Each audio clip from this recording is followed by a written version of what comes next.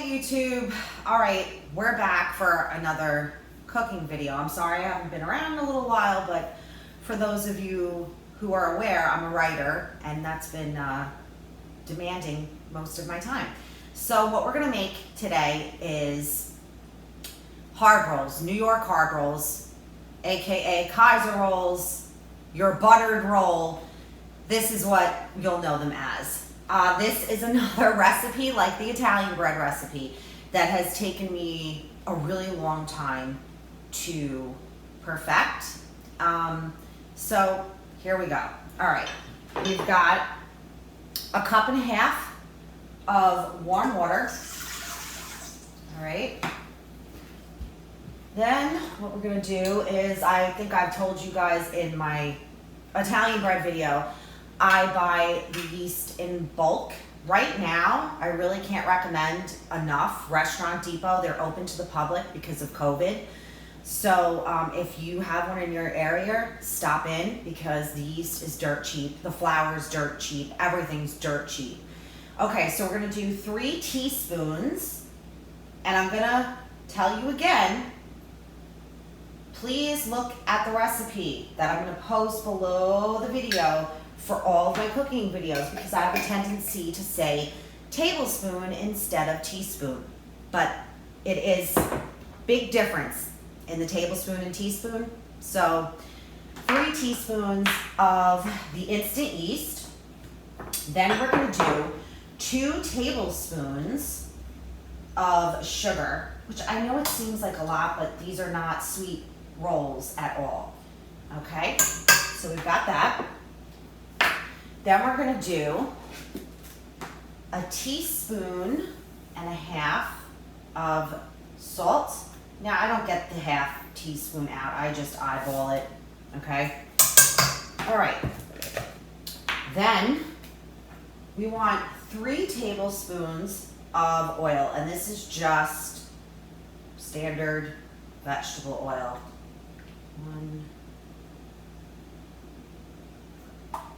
I make these rolls like the Italian bread several times a week, and they are fantastic. The only recommendation I have for you guys is, as soon as they cool, if you're not gonna eat all of them, you're gonna get 8 rolls out of this recipe. If you're not gonna eat all of them that day, freeze them as soon as they cool in a Ziploc, and when you take them out, they will be just as delightful as the day you made them. All right, so now what I have here is bread flour. Okay, this is, again, I get this at Restaurant Depot. It is high protein bread flour, and there really is a huge difference. I even started making my Italian bread with this flour. What this does is, the bread rises differently. So with like all-purpose flour, it rises out to the sides. Instead of that taller rise, this gives it the taller rise. So we want 3 1/4 cups to 3 3/4 cups of this bread flour. Okay? So I always start off with 3 1/4, and then we look at the dough and we're gonna see what it looks like as it starts mixing. Okay, also to this is like my secret little ingredient that really gave these rolls the flavor and the shape and everything of the ones that I grew up eating. And this is diastatic dry malt powder. You can get it right on Amazon. We want 3 teaspoons of this, okay? All right, now, I know you don't need the paddle, but the paddle speeds up the mixing process for me. It's just a little trick I learned, okay? So we're gonna turn that on. I'm gonna let it mix up a little bit. I'm gonna take my rings off here. All right. And we do want this to be a very sticky, tacky dough. I've noticed that the more liquid content in this, the fluffier and airier these particular rolls are. If it's a very dry dough, it's denser rolls. Okay, so now my paddle did the trick. Okay, I just want to get this off of here. Get as much off as possible because we don't want to waste any of this. All of this is going to turn into delightful, delicious rolls. Okay, now we're going to put the bread hook on, dough hook, whatever. You guys know what I'm talking about. All right, and we're going to turn that back on while I go and wash my hands, and I'll come back in just a minute and I'll show you guys what this looks like. Okay, so I've stopped this because I just want to show you this is too wet.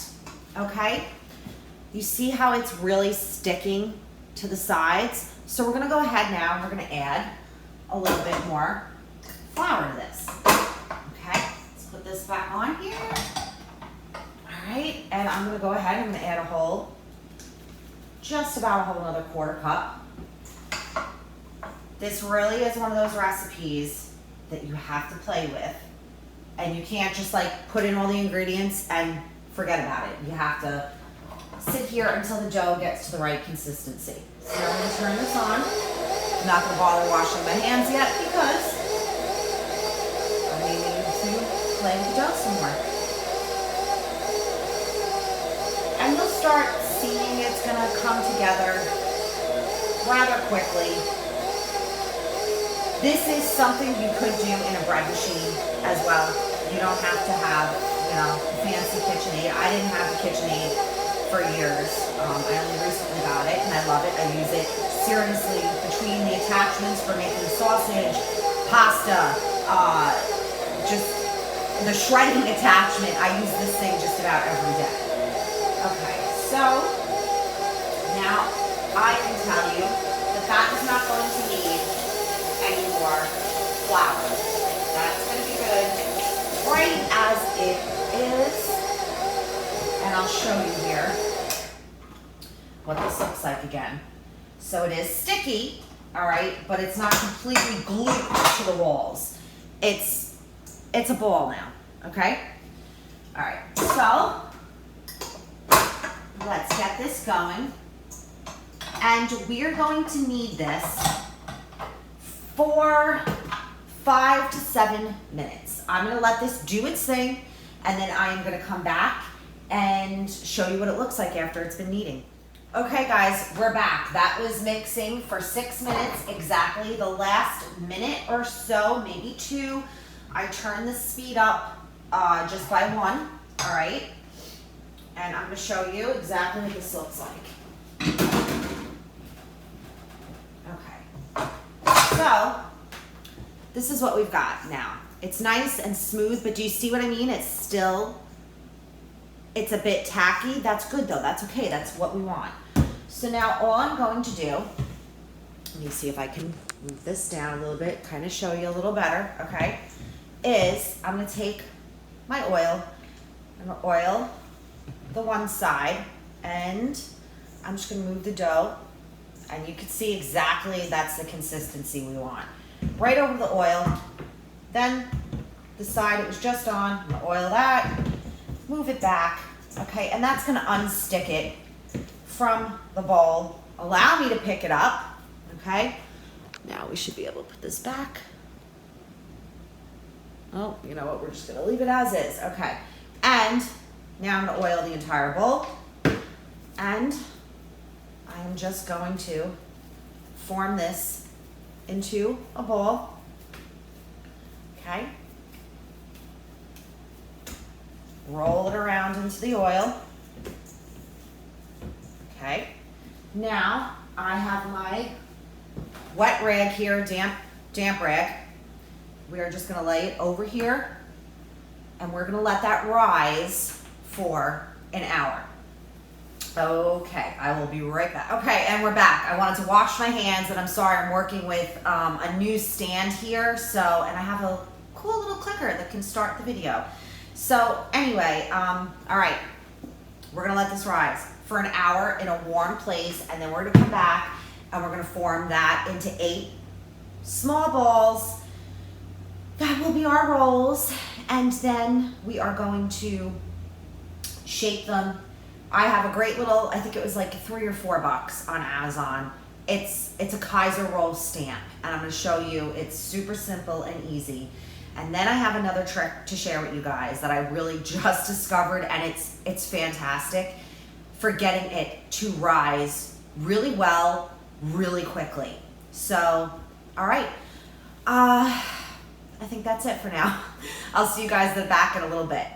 All right, guys, we are back. What I'm doing right now is I have the oven preheating to 200 degrees. And as soon as that beeps and it's up to temperature, I'm going to explain to you what the deal is with that. Okay, so now as you can see, it's risen beautifully. It is, I shouldn't have to say this, but I will. It's an hour later now. Okay, we're gonna just flour the work surface a little bit. Doesn't stick.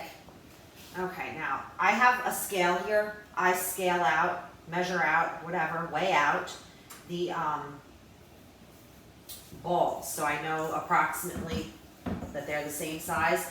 I didn't have a scale for the longest time, so you really don't have to do that. Eyeballing them is totally okay. So I'm just going to reform that back into another ball. I'm going to get that in the flour. Okay. Soak my hands. I know I'm annoying, but I like to make sure that my hands are clean. Okay, so now I have a scraper. I use this to cut the dough. Let me just tilt this down a little bit more for you guys. Okay, that's about it. You don't need to see me, you need to see this. So I'm gonna cut this in half, okay? And then I'm gonna cut that half in half, this half in half, and put them to the side, okay? Same with this, in half, so we're gonna have 8 pieces, like I said. All right, now all I'm gonna do is throw that on there. It's 4.3, that's usually what they are. That's 4.3 ounces. That's 3.6, so it's a little shy. That's 4.7, so we're gonna take some off this and put it onto this to make it about 4 to 4.3. Okay, this is 4.3, this is 4.1. That's good enough for me. Now let's see what that one weighs. That's 4.3. That's 3.8. That's 3.7. That's 4.4. Okay. So, and again, we're just going to I play with these. You really do not have to get this crazy with weighing them. It's not necessary at all. So what? You're going to have one that's a little bit bigger than the other? Big deal. Okay. So let me see one of these guys. Just a little bit. That's 4.2. So all I'm going to do to make this 3.81 be a little bit bigger is take some off of the 4.3s. And now we're at 4. So now what I do is roll this into a ball. And again, you'll see it's sticky still. Okay, that's good though, that's what we want. Okay, and just roll that into a nice ball. Okay, and then I just press down on it a little bit. And I'm gonna move it. I have my baking tray here lined with parchment. And I'm just gonna put that there. I'll show you another one. So I just take it and you'll see, oh, you hear the oven beep? Okay, now what I'm gonna do is I'm gonna turn the oven off and I'm gonna open up the door. And as I finish making these, that oven's gonna cool a little bit, but it's still gonna be warmer than it is in here. And that's where we're gonna put these so that they rise really, really nicely. Okay, so now we've got that into a ball and we're gonna roll it around. Okay, and then nice little ball shape, just press down on it a little bit, okay? And you'll see it's got some air pockets sometimes in it, that's okay. All right, I'm gonna finish doing this and then I'll come back and I'm gonna show you how I stamp them to form them into the Kaiser roll shape. It's really not even necessary, but I like using the stamp because it does spread them out a little bit more. So, all right, I'm gonna finish doing this and then I will get back to you guys. So I just wanted to show you guys really quickly why I love the scraper on top of it, using it to cut, because it makes cleanup really, really nice. And it goes whoop, right into the sink. So, I don't know. I figured that's another little tip you might not know and I would share with you. Okay, you guys, we're back. Now, this is the little stamp that I was telling you about, okay? I think it was like $3.88 or something on Amazon. It's literally Kaiser roll stamp. So all I'm gonna do is I'm gonna put that in the flour, get it nice and coated, okay? Now, again, I just wanna make sure you guys can see this. Let's see, is this one? This one's probably the best one to show you first. Put it right in the center and evenly roll it around. You don't wanna go all the way through. You just kinda wanna gently press it, okay? I'll show you in a minute exactly what these look like. Same over here, just roll it about. Now, for anybody who's had experience doing this, I have read a couple of things that say what you should do after you stamp it is flip it upside down. It helps it retain its shape.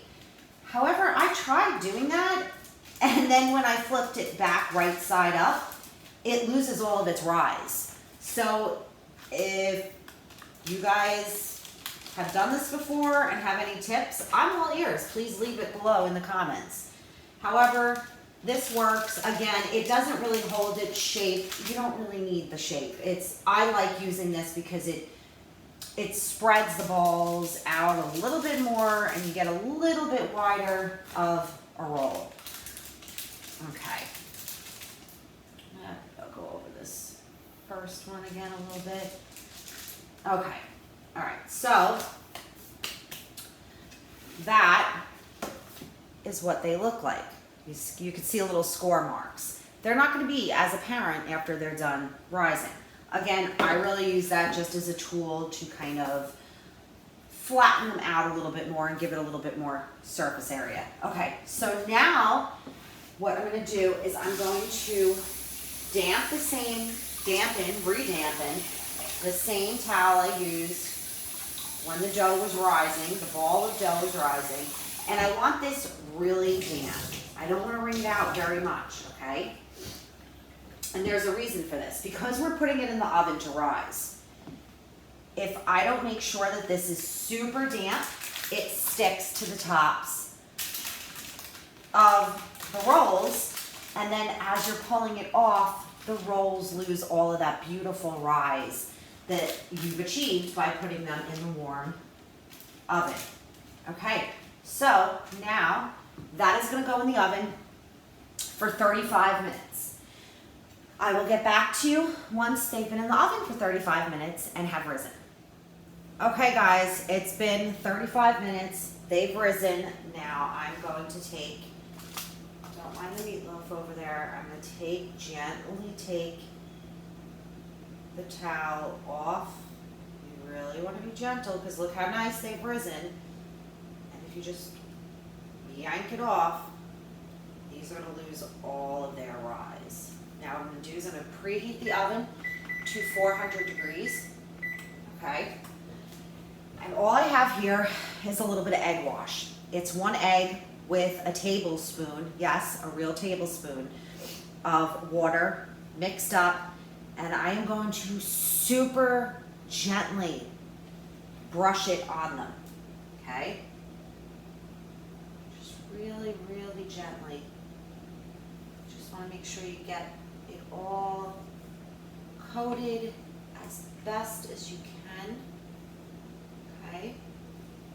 And I'm serious when I'm telling you super gently. I am dramatic. You all know that from my other videos, but I'm not being dramatic because if you press on these too hard, they will sink, okay? And yeah, they'll rise up a little bit in the oven, but all that time we just spent waiting for them to rise is going to be for naught because you killed the rise by pressing too hard with your pastry brush, basting brush, whatever you desire to call it, okay? Like that. I just pressed on that a little bit too hard and it might sink. We shall see. We just want to make sure it's going to give it a nice, you know, golden color, okay? And then they're going to bake for 15 minutes. And you guys, if you're from New York, Long Island, Jersey, you'll know exactly what I'm talking about when I say a buttered roll. Okay, that's what these are. Or when you go and get a breakfast sandwich in the morning, they give it to you on a roll. This is the roll that they give it to you on. And it's not just me who desires these rolls. Like I said, it's taken me years to really get this, because if you've had this genuine, authentic New York City hard roll, okay, Kaiser roll, you will know that they are so light. There's like no weight to them. And all the ones I kept making, the recipes, they were delicious, but they were heavy. They were not, and I think a lot of it has to do with this beautiful rise that we've given them. Okay, now that's that. Now, you can see, right? It doesn't really have the score marks too much on it anymore. Again, supposedly if you let them rise upside down, they will retain those score marks. I really just don't care. And the 2 times that I've tried to do that, when I flip them upside down, they just deflate. So, not a problem to me. Now, traditional, they're either plain or they have poppy seeds on them. Well, one day I was like, oh, I have the everything bagel seasoning because I make my own bagels as well. I wonder what that's like. So I put it on there. Oh my God, you guys, the everything bagel seasoning is fantastic. And this, I'm reusing this jar. This is from Aldi's. They make really great everything bagel seasoning, and it is fairly cheap too. However, I was able to get a big thing of it, McCormick, at Restaurant Depot, and it was a lot cheaper. So I just reuse this, but it's actually the McCormick everything bagel seasoning. And I'm going to put this on 4 of them, okay? And I like to be really liberal with the seasoning, okay? I always try putting my hand here just so it doesn't get everywhere on the stove top. I try and be as clean when I'm cooking as possible, clean as I go. If you're not neurotic like me, just spread it around. Okay, then 2, we're gonna do some sesame seed. I like these for sandwiches. I also use these rolls as hamburger buns. They are so good. If you are trying to stretch your dinners, I will tell you that making the hamburgers on these buns, 1 hamburger is belly bomb. It really, really is. So they're awesome for hamburgers. And the perfect size hamburger actually is a Hellmann's mayonnaise. I get the gallon, it's buried in the fridge, but I get the gallon container of Hellmann's mayonnaise, and that circumference is perfect for making your hamburger patty. Okay, I'm just gonna add a little bit more here. Seems a little barren. We want it to all be covered, and then I'm gonna leave 2 plain. As soon as the oven heats up, I'm gonna put it in there for 15 minutes, and I will come back and show you guys what these look like when they are done. You guys, they're so good. So stupidly good, really. If you liked the Italian bread, you're gonna love these. Okay guys, we're back. The timer just beeped, so let's take these bad girls out of the oven. And I did put it on, the middle rack. And as you can see, look at those. Oh, my goodness. They are, like I said, really, they're so good. And what I was trying to say before, and I don't think I finished my thought, is I'm not the only one who wants these rolls, who's moved out of New York or moved off of Long Island and loves these rolls and can't find them. There have been a lot of people when I did my search for these that are looking for them. And as you can see, they kind of like, they stuck together a little bit, but they pull right apart and they are so light. There's no weight to them, which is exactly what you want, okay? Now, I cook all the time, so my hands, I think I've said this before in other videos, are almost immune to heat, though I do still burn myself on occasion. You may not want to do this with your bare hands. Okay, and we're just gonna let these cool, all right? I would say let them cool for 15, 20 minutes, okay? And I will tell you, a real New York buttered roll, it is not soft butter, okay? It's slabs of nice ice cold butter. And that's what you're gonna wanna put on these if you try them. And please, if you try them, take a look at them. They're awesome, they're delicious, they really are. Let me know what you think. They're great for sandwiches. I love the everything seasoning ones with just butter. Like when, you know, like tonight we're having meatloaf, I'll butter one of these up and have it, you know, with the meatloaf. I like the plain ones for sandwiches and the sesame seed ones for sandwiches and for burgers. Like I said, they really are. Like, you know, what would normally, I have some hamburger buns here, don't I? Yeah. So, you know, your normal standard size burger, you know, you need 2 of them really to fill up an adult unless you have a ton of sides. 1 of these. So just a little suggestion for that, and that's it, you guys. I really hope you enjoy it, and yeah, let me know what you think. As always, thank you so much for watching. Please don't forget to thumbs up and subscribe. I will be putting up more videos. I'm not going anywhere. All right, catch you later.